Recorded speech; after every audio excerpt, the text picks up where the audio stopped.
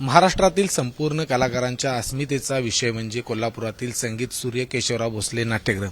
मात्र 8 ऑगस्ट 2024 रोजी हे नाट्यगृह ते आगीच्या भक्ष्यस्थानी पडलं आणि त्याच्यानंतर याच्या डागडुजीचं काम आहे ते सुरू झालेलं आहे। जवळपास पुनर्बांधणी आहे ती या ठिकाणी सुरू झालेली आहे। पहिल्या टप्प्यातील काम हे जवळपास पूर्ण झालेलं आहे आणि दुसऱ्या टप्प्यातील काम हे काही दिवसातच सुरू होणार आहे आणि लवकरच हे पूर्णपणे नाट्यगृह आहे ते तयार होऊन पुन्हा एकदा या ठिकाणी कलाकारांना आपली कला आहे ती सादर करायला मिळणार आहे।